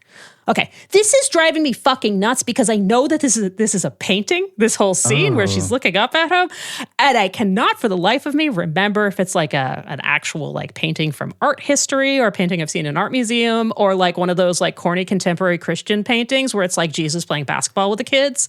I wonder. You know? I mean, it must be. It's probably something from classical something, but I don't know. Yeah. It must be Christ and the Magdalene, right? Like it. That's the reference you'd want to make here. Yeah. Either when she washes his feet or in the garden.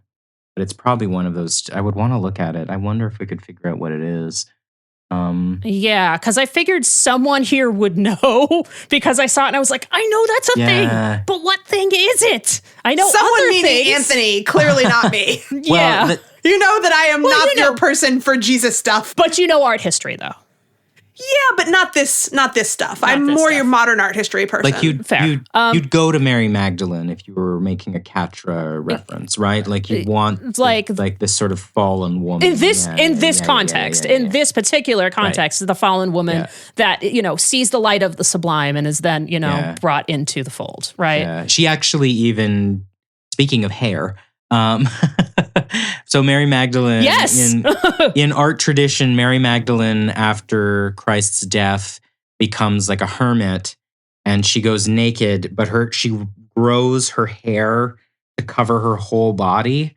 But sometimes in art, you'll see it's instead kind of a Sasquatch moment where she's covered in hair on her whole body. So you'll get wild. Is that like a high Middle Ages type of thing where she looks like a Sasquatch? Yeah. You'll sometimes see like a beautiful woman covered in like a Chewbacca suit in churches, and it's Mary Magdalene. Sometimes it's Mary of Egypt. They actually got smushed together. Mary Magdalene is made of like 6 different women in the Christian tradition. Yeah. But like when I was reading about other things, there was like, and then there were 3 Marys at the crucifixion. I was like, 3 Marys? What? Yes. Right? Yeah. But like if you look up Mary of Egypt, almost certainly you'll see a hairy lady. Oh wow. I love it. I love this there's 1, 2, 3, 4, 5. So it's like at the very end, it's in Polish, and she's just kind of like like squeezing her boobs together. And she's like a lady squad. That's so wild. Why is she so hairy? Iconography of Mary Magdalene. Yeah. Yeah. It's one of my favorite things. I mean, it kind of just looks like she's wearing a dress and made you can of hair. see in some of them, it's just long hair, right? Like she's just living like a hermit. Yeah. And she's got her boobs chastely covered by her long hair. But you can see how things got out of hand very quickly. So yes, hair is very symbolic. Yeah.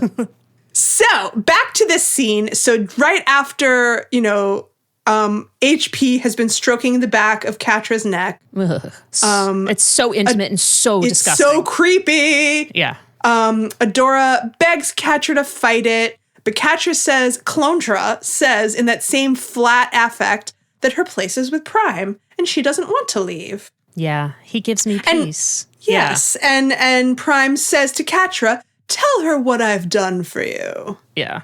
And so Catra walks across the platform to Adora and gets right up in her face to say, Prime has given me peace, something you could never do, And then she intimately touches the side of Adora's face as she says, "You broke my heart, but he has made it whole again. Don't you see? This is for the best. I'm happy here." And then she touches Adora's shoulder and says, "You could be happy too." Join us. Yes. Join us. Join us. And then she pulls back to stand next to Prime, and he puts his hand on the back of her neck again. And then she loses her flat expression when he puts his hand on the back of her neck. Yeah. It looks like now it looks like he's hurting her. Uh-huh. Yep. And he says to Adora, "Shall we make a deal? He'll let her have Catra if she gives him She-Ra." Which, of course, she was like, fuck that. No. That is not going to happen. That's not going to happen.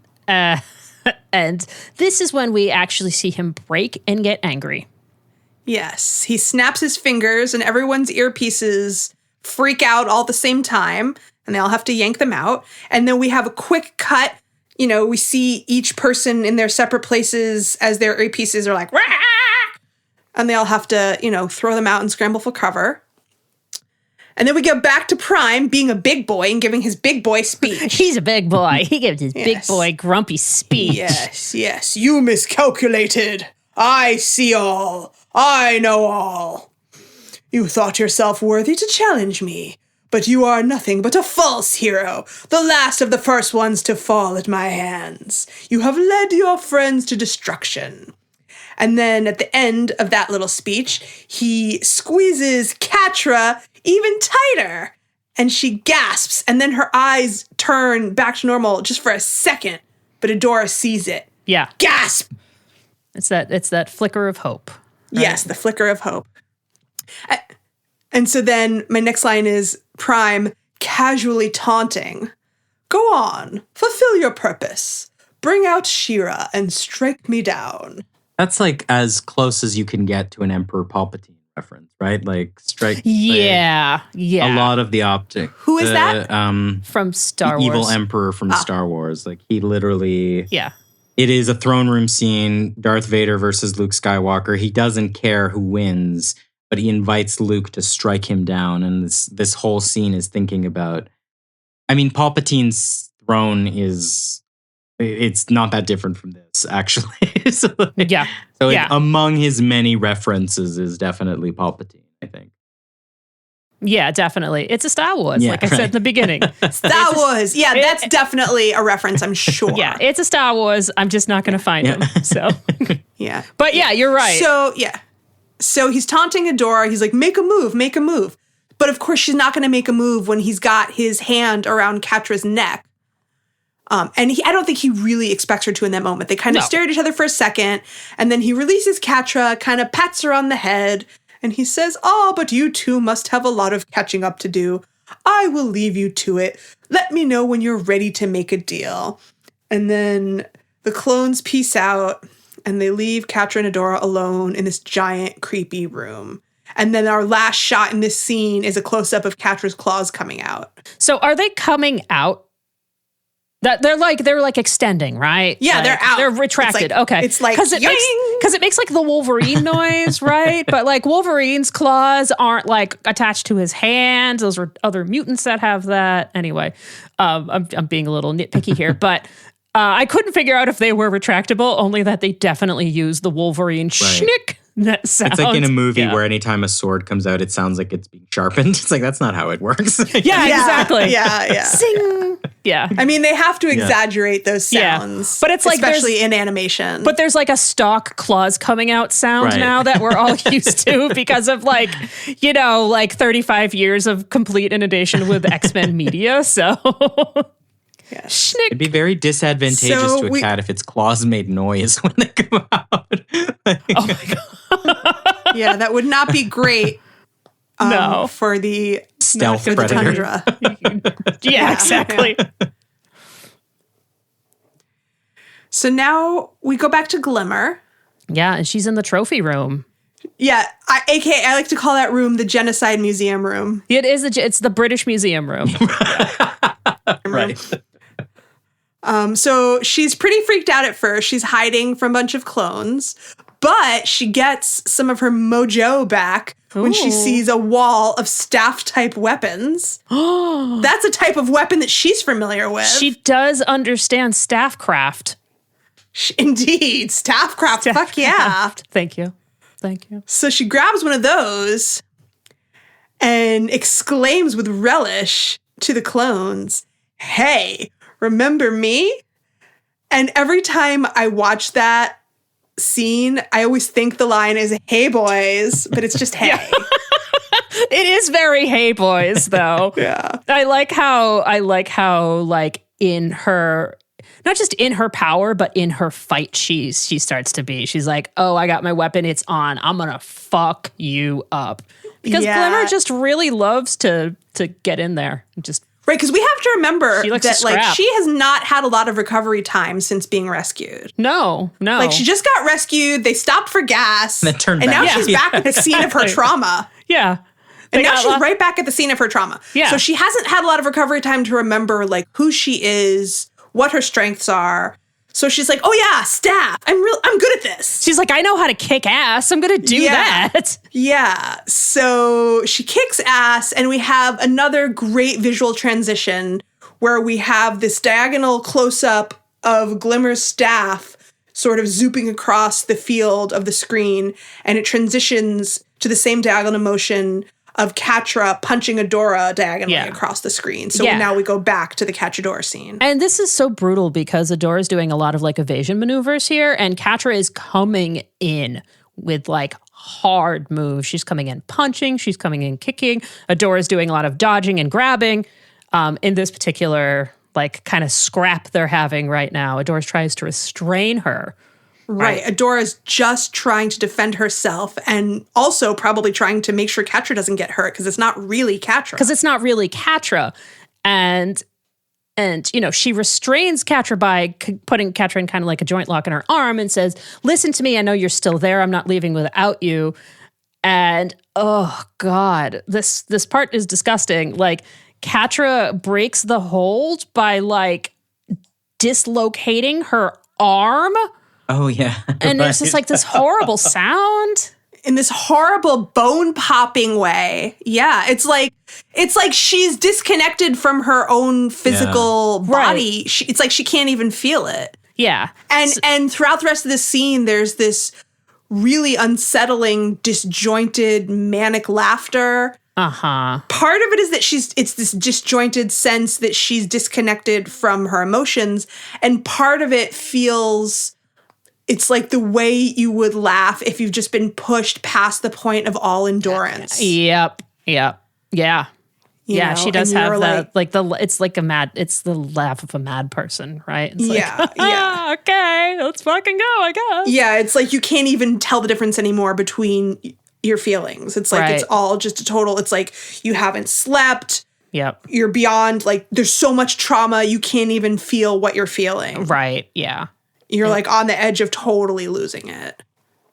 Yeah. And you know, when Catra does this kind of like just completely like dislocating her body hold, it really like throws Adora back.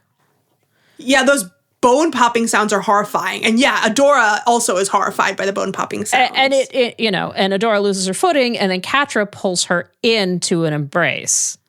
Right? yeah, she has an embrace. I mean, it's like a chokehold. Well, it's a chokehold, but it is also an embrace because, you know, she slightly caresses her jaw, Adora's jaw, with one of her claws. Like, it's sensual. It's intimate. But it is intimate, but it's also, you know, it's also fighting. Like, she also has her But by it's the the throat. same as the It's Horde both. Prime It's stuff, both. where it's like this gesture of intimacy is also a gesture of violence. Right? Exactly. Yes, Yeah. And we see that with Shadow Weaver too. There's a lot of the gesture of intimacy is a gesture of violence on the show. It's one of the Absolutely. You know, we call it like the evil face touch. Like, there's a lot of face touching by villains in this show. That's Yes, sort of there like is. false intimacy. Yeah, and so Catra says to Adora, because Adora has just said to her, she's like, "Oh, I need you to fight. Everything's going to be okay." And so now Catra has flipped it, and so she has Adora in this hold now, and she says, "Everything is already okay. Uh-huh. We are with Prime now. There is no need for you to suffer, Adora. Come into the light with me. Yep. And Adora screams and throws Catra off her, and Catra tumbles across the floor and hits the back of her neck against the dais. Ow, that hurts. Damaging the chip. You know, also her neck. Like, I am still dealing with a neck injury I got last May. Like, that's gonna hurt. Yeah. I mean, she's taken a lot of hits. Yeah. So now that the chip has been damaged, Catra sits there on the floor for a moment, laughing creepily again. Like she's on the edge of a breakdown. Yeah. And that doesn't match up with the green clone eyes and the flat affect, of a moment ago. And as she's sitting there, Adora says desperately, "Snap out of it, Catra. I don't want to hurt you." And then Catra immediately goes back to the flat affect. And she says, "But you have already hurt me. Prime has set me free of that pain. The pain that you caused. He will set us all free forever. A world of peace without end." And here is where I hope I declined to word correctly. Let's go. So I called the world of peace without end Pax Primacus. Oh, very nice. Yeah, thank you. Like Pax Romana. Mm-hmm. So Pax Romana, Pax Britannica is Pax Americana. Pax Romana refers to a 200 plus year in European antiquity where there were, quote, no major wars. Because boy, that sounds nice. Well, I mean, there was, it's not true.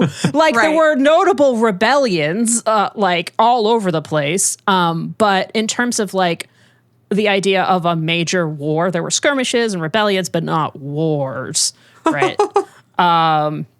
Same thing in Britain, like Pax Britannia. It's like, because you rule the entire world, there is peace. It's hegemonic peace. It's peace through imperialism. Right. Like Thanos, I'm just going to blow everybody up and then it'll be super peaceful. Right. Yeah. So this is like an imperialist peace. And I hope that I declined prim correctly because I spent a lot of time trying to figure out the declension for that. I was like, okay, so if it's a noun, what's the denominator? I don't fucking know. So anyway, if you speak Latin, and I absolutely know for a fact that there are people that listen to this podcast, I know you. Just let me know if my Latin is so bad, folks. But anyway. It's better than mine.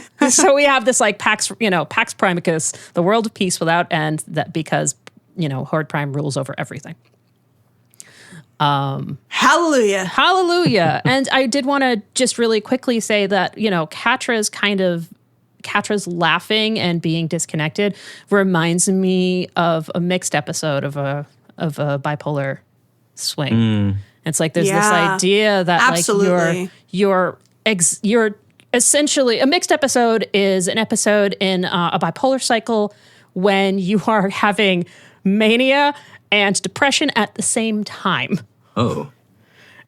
Yeah, just completely out of whack. It's like, on The Simpsons when they talk about Mr. Burns, like, has all of the diseases at once. And you try to put them through the door. It's like trying to put everything through a door at once. Yeah.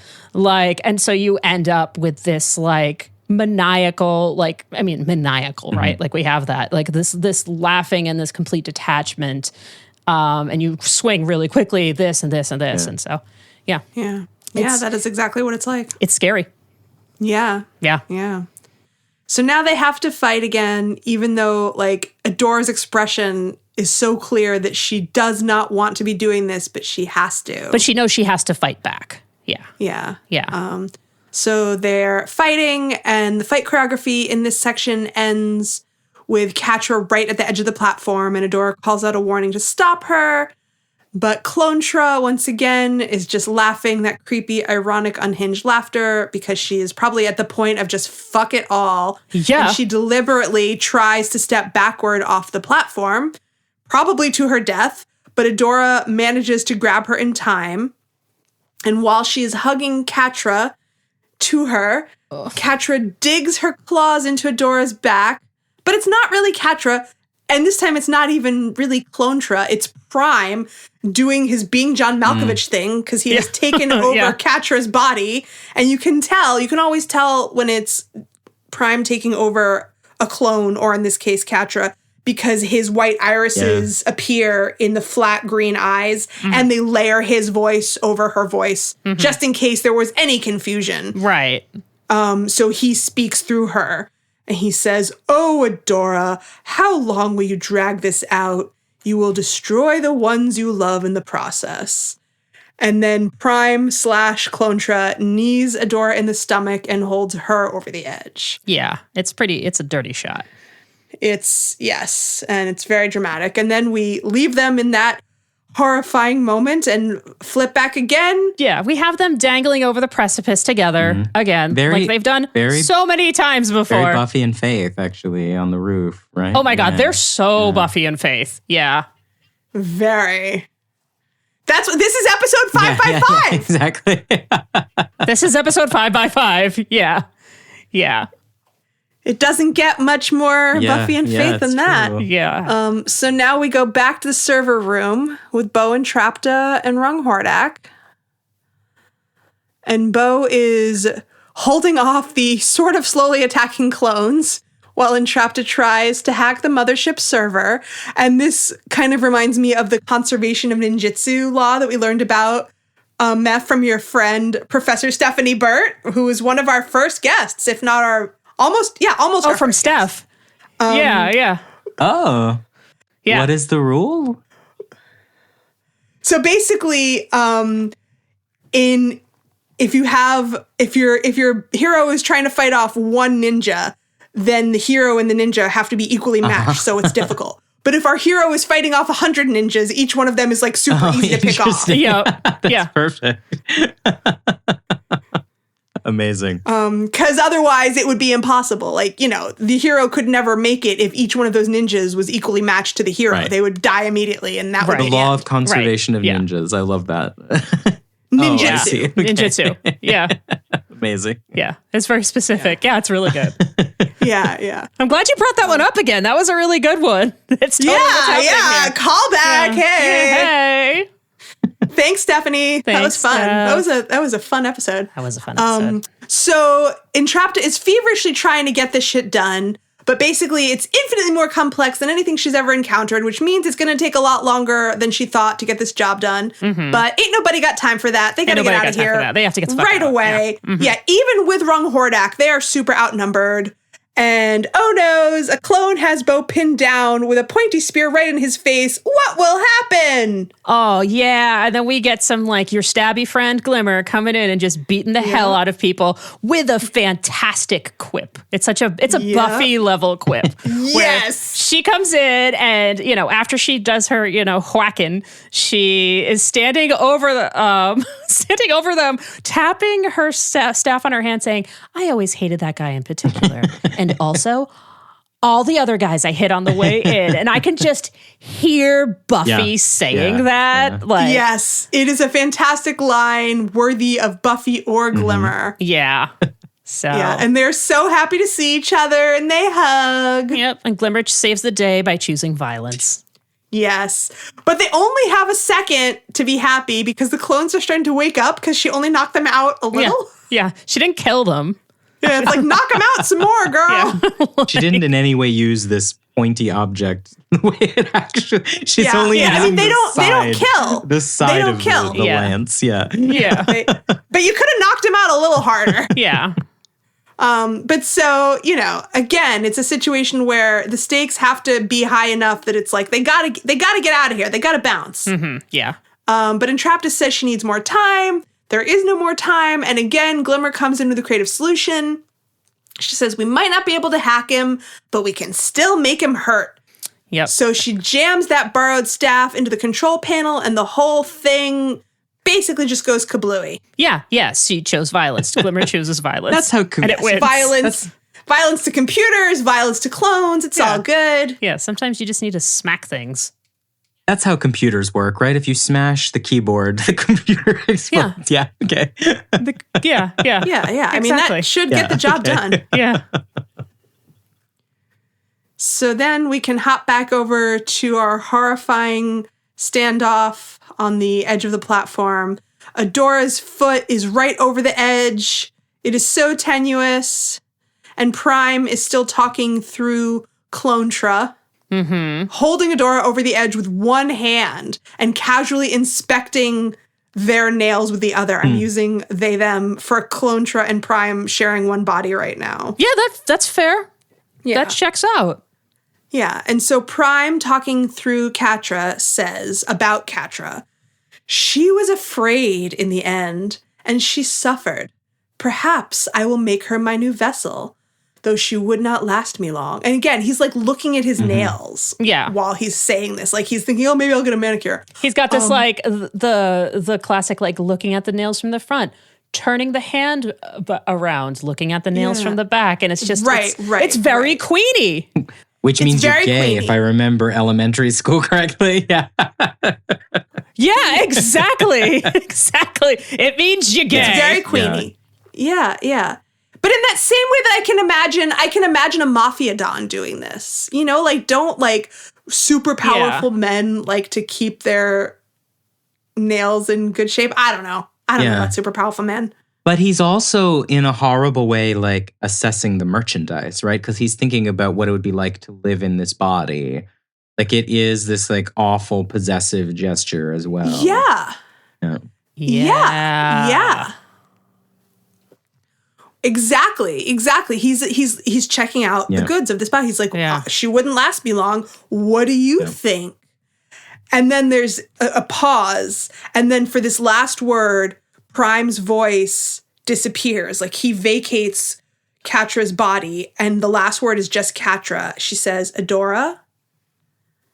Yep. And then Adora's been in tears this whole time. Yeah, she's like cry fighting, which and now she's horrible. incensed. Yeah.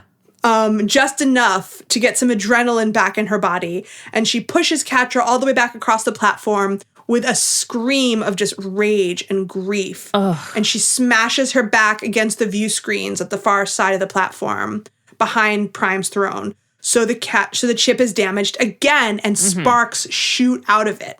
So this is the second time that chip has taken damage. The chip, it's Chekhov's chip. You show it once, and something shit's got to happen to it, right? Yeah. And I mean, you know, it takes a long time for them to defeat all those other chips, but those clearly are fairly vulnerable. Yeah, well, it's the beta version. And so, yeah, right? So Catra laughs again in that manic, unhinged way. Ugh. And she pulls back to look at Adora, and her eyes return to normal again for a moment, and Adora sees it. And they are the saddest eyes. Like, yeah, I mean, because she has been through everything a human being could possibly be through. but these are like the pleading sad eyes of like, save me or kill me. Yeah, that's it. He also has the most distinctive eyes. Like the mismatch of her eyes is such a like signature visual cue for her. It's really smart to like the semiotics of the eyes in this scene are so interesting because like we have her mismatch. We have this sort of like not quite fit that is being presented with the pure flat affect of the Horde and then the pupils irising in for Horde Prime. Like it's really neat. Even the way Horde Prime has those weird asymmetrical extra eyes that never quite are explained. Oh, yeah. Like it's like his crown of eyes. Like you would think that would signal a defective clone, but in fact it's for some reason the thing that makes him special. Like there's something about asymmetry as individuality. Yeah, that's true. Yeah. And he's also the only one that's allowed to be an individual. I mean, he is the eye of providence. Like he's just the many eyes of providence. He sees all throughout his domain. And all is his domain, right? Yep. So after Adora sees Catra's real eyes again for a second, she says, I'm not giving up on you, Catra. And Catra says, then you're a fool. You cannot stop Horde Prime. And the monitors start to crackle again, and she says he will reign triumphant over all the universe. It is destiny. And then all the monitors go berserk, and they're all overloading and zapping, yada yada. And Adora pulls them both back away because she can see that, that stuff is about to get explodey. Yeah, you don't want exploding glass all over you. Yeah, she probably could have backed up a little bit sooner. A little sooner, yeah. But, it is very dramatic and it's very effective. She starts to pull back just as each screen blows out. She pulls them away just in time with Catra cradled in her arms and, dives to the corner just in time to avoid them both being showered with exploding glass, basically. And it's absolutely gut-wrenching in the best way possible. Yeah, and we get this fantastic POV shot from Clarity Catra. That's what I'm calling this. I have Clarity, ! Catra, with Adora looking down at her, worried with, her hair, Adora's and now the hair down of anxiety. And so we have, once again, we see Catra's hair is now a mess, and Adora's hair is all a mess, and then we have the point of view from the eyes. Once again, we have the eyes, and they say, you should have stayed away. And this is actually Catra. We get a very brief, we actually see Catra. And and her eyes are back for more than half a second. Right, and she says, you should have stayed away. Why did you come back? We both know I don't matter. Oof. And yeah, and then Adora does an actual tender face hold here.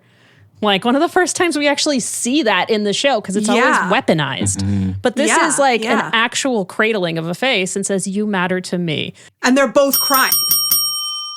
So, gay. Anyway. Yeah, and I mean, this is a moment that, I remember when I was watching it for the first time, even at this moment, being like, holy fucking shit, what is happening right now? Yeah. Feeling the representation on a level that I never expected. And it just felt so, just more of a gift than I ever thought I would get. And just so incredible and just sobbing. Yeah, I remember. Because it was so incredible. Because they're doing you're like, holy shit, are they doing this? Yeah. They're doing the thing. Yeah. Right? Yeah. You never get that, right? Well, it's also what the text is about, right? It's are you willing to articulate your feelings? And at a meta-narrative level, the show is trying to, you can feel it pushing this past the plate, right? This is going to not be subtext. This is going to be text. Right. Right. Even as you're getting the Horde Prime, compulsory heterosexuality of it all, where it's no, you love me. You love the patriarchy. You don't want what you obviously want. And it's I think that's what makes it so beautiful is that sort of tension is part of what we know must have been a very difficult fight behind the scenes, right? Oh, absolutely. Yeah. Yeah. That definitely couldn't. I really do not think that this could fly now. No. Yeah, it's true. Definitely not. Yeah. Yeah, it was a really special moment. Now I'm really bummed. We found out, I found out last summer at FlameCon when I was in a panel with Nate Stevenson that he actually had to promise the network executives at the outset that he wouldn't make them gay. I'm 0% surprised. These things are. I've worked for a lot of different properties. I knew that it was an uphill battle. Yeah. And I knew that, there was a lot that he had to do to slowly build it in little ways so that they had to, make it undeniable when it finally got to it, and little ways that they, made it so that it would be clear subtextually just in case they couldn't make it main text. But I didn't know that he actually explicitly had to make a promise at the outset. Yeah. That he wouldn't make them gay. And then when they finally did get to it, he's like, yeah, I lied. Sorry, not sorry. I mean, there's always been this thing of people get mad at queer representation, and specifically queer women representation, that it happens at the end, Legend of Korra had the same thing. And it's but that's the fight. You can only get away with it on the way out the door, and you have to make yourself undeniable before you're allowed to do it. Yeah. By the way, they're gay. Yeah. They did do a little bit. They did do a little bit of groundwork in Korra too. Yeah.